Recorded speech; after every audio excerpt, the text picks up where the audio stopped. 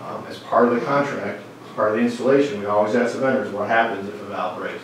Would you get into a home and you see that it's older plumbing that is very delicate? What would you do? And first course of action is they want to go outside to our valve that's in the front yard, that curb stop, try to get on it and close it. Again, that's going to be very old as well. So getting access to it, getting on it, making sure it works, that can be a challenge as well. Sometimes they'll freeze the service coming into the home. They'll freeze the water in it so that they can then pull the meter and put a new meter in. That's great because we get a new meter in, but we still have two valves that don't work. So as part of the process, sometimes they'll offer costs to the homeowners to change the valves while they're there doing the work. All different aspects to this that we would evaluate as part of the evaluation team when the bids come back in. And this is for AMI or this? Yeah, it's going to be for both. Yep. For any kind of meters. And even if you stay with the existing touchpad, we got to change that meter. This is an installation thing with the meters.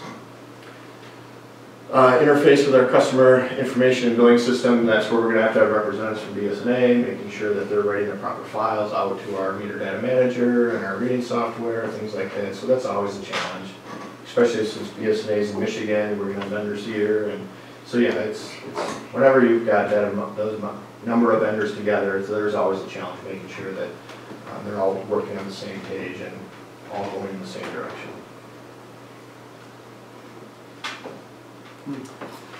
So next steps, some of the decisions that will need to be made. So we'd like to come back to the village board to confirm the project direction. If you want to make sure we want to go in AMI or if you want to do a joint bid with AMR. But we'd also consider project management contract extension for city water. So as part of the 2006 project, we were under contract to bring this to bid. Now this would be bringing it through the bid, the evaluation process, and then also management of the installation itself. I have a question about that. Mm-hmm. I don't understand what's the need for that and how much around does that usually cost? So in looking at everything that the village staff has on the agenda for 2019, one of the questions was, don't know if we're going to have staff available to do the management of the system itself. So we're going to have 4 different vendors out there. Oversee the contract? Oversee the contract. It's really one. You said there's 4, but it's really right. one. Right. But we're going to have 4 different vendors that we got to make sure that we're working with and that each one is kind of taken care of. We go through one vendor to do all this, right? Whoever has the contract. But and then as systems get installed, as people get a new meter installed, so you get a new reading system installed, we need to help move them over onto the new system. So we got to pull them off the old system, put them on the new system, make sure it gets into the billing system, that they're on a new route, a new location. However, the billing system wants to handle 2 different systems at the same time, 2 different read systems. So making sure that it's done properly, we QA, QC all of the installs that go in place, making sure that it's done properly, making sure the reads are coming back properly, and then it gets passed back on to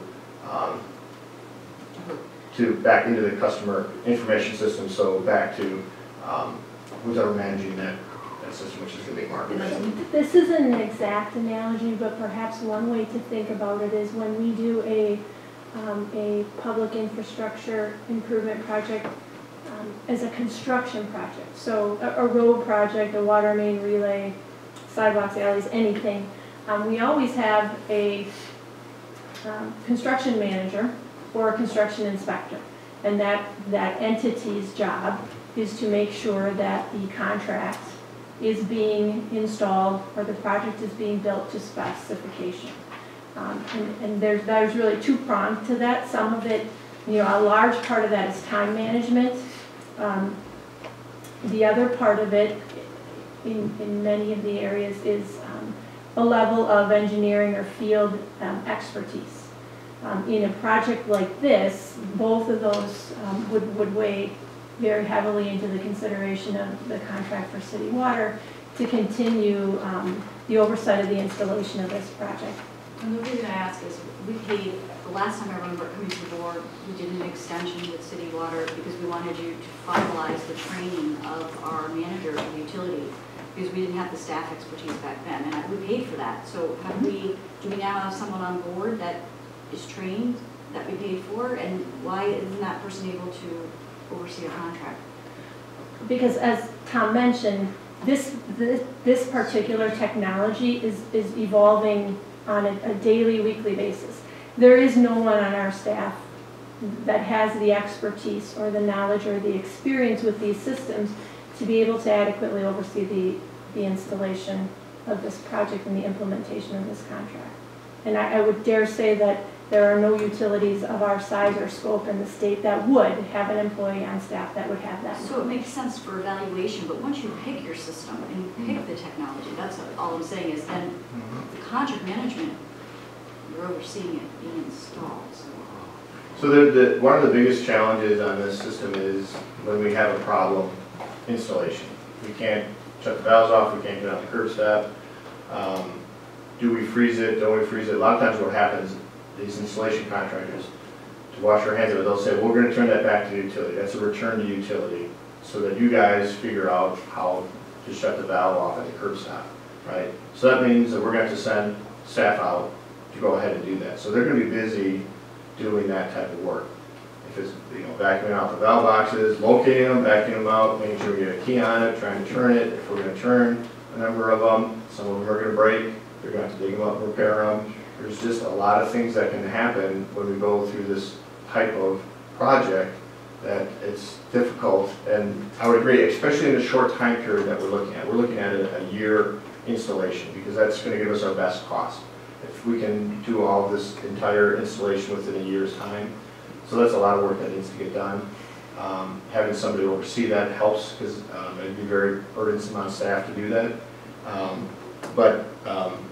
Like I can tell you, Cudahy is doing it, but they're doing it over probably a 5 to 6 year period.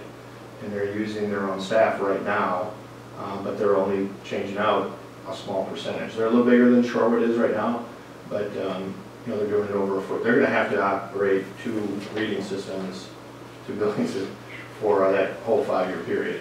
So there's a lot of work by staff on that. And could you just explain how much you think the contract might be? Like, because I'm assuming going over a 5 year period would be like a certain amount that we would incur that would be more, and then how much a contract to oversee it in 1 year?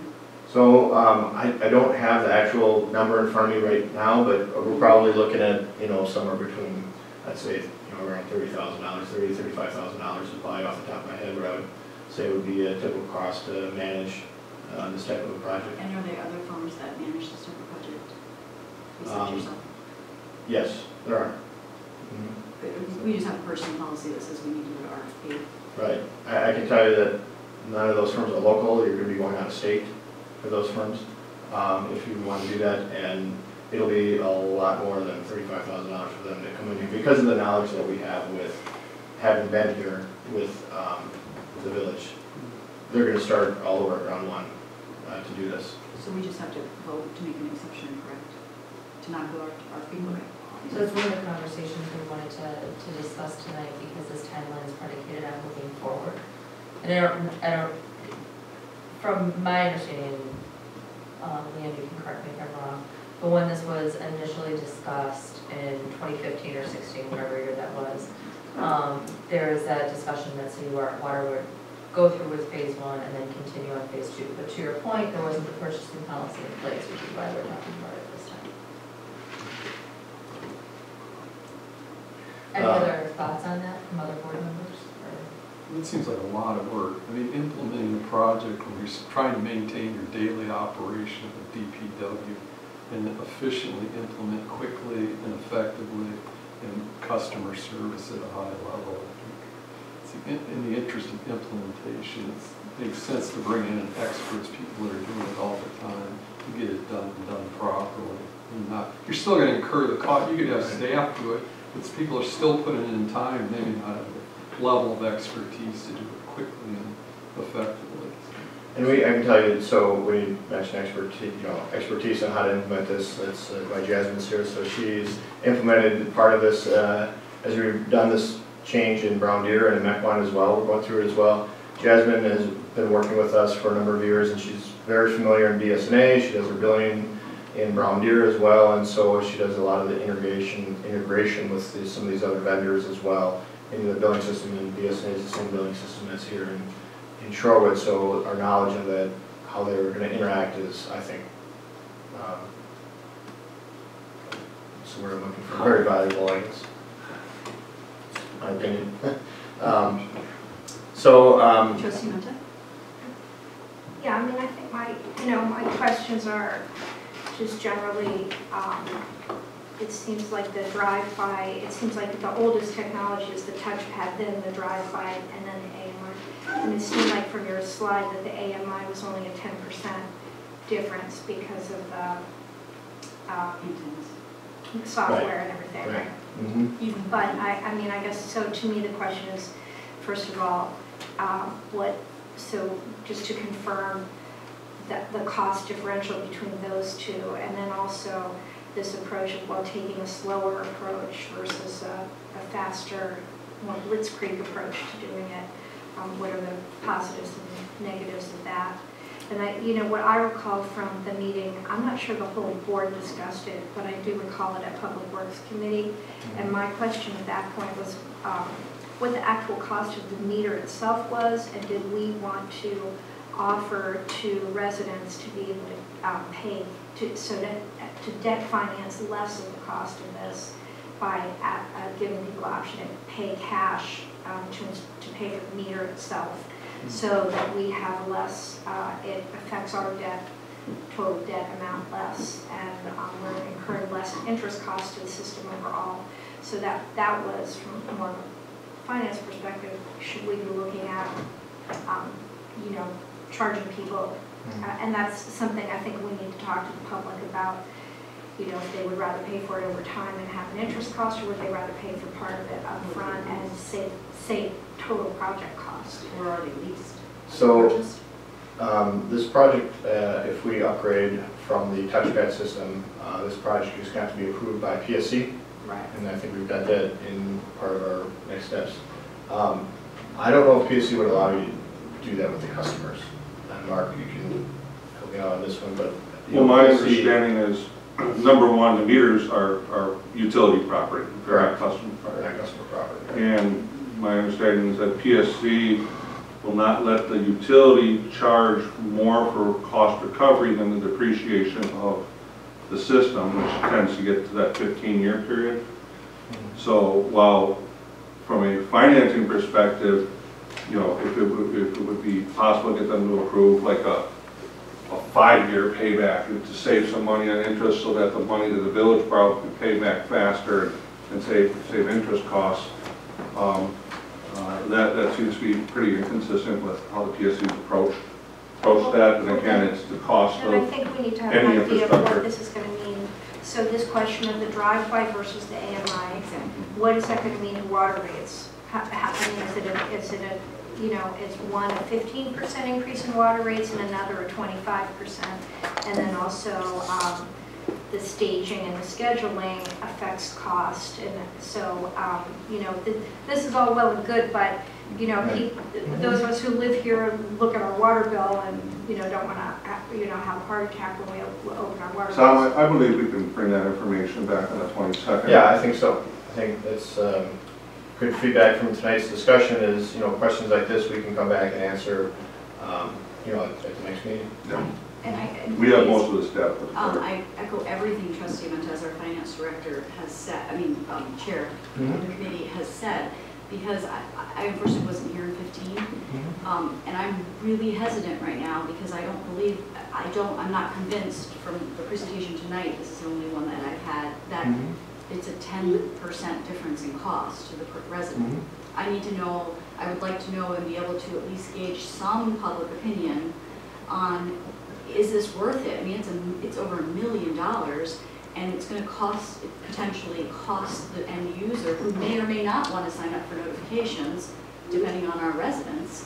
And I don't see this huge benefit of cost savings to us, so it's really, we're doing it, we're expending more and costing the resident more for a service they may not find useful for the next 5 years or 10 years. So I just want to make sure that, unless you've already done that survey or you've already presented it, and if you have, please bring that information, or send it via email. And if not, if it was just that Public Works Committee, that's why I was saying, who's the driver here?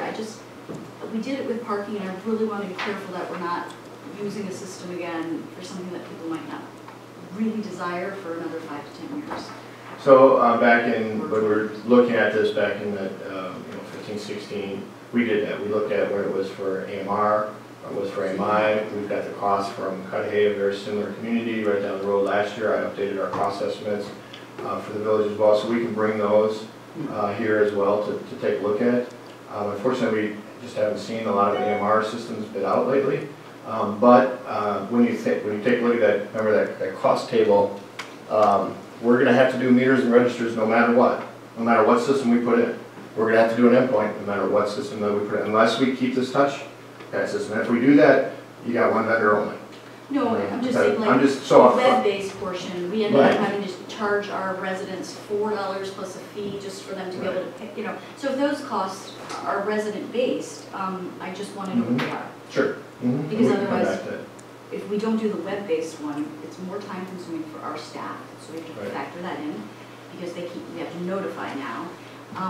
And I don't, so but it's more of a cost, so I'd rather know what that is now than Mhm. on the back end. And the other thing I have to say in the trustee warrant is just,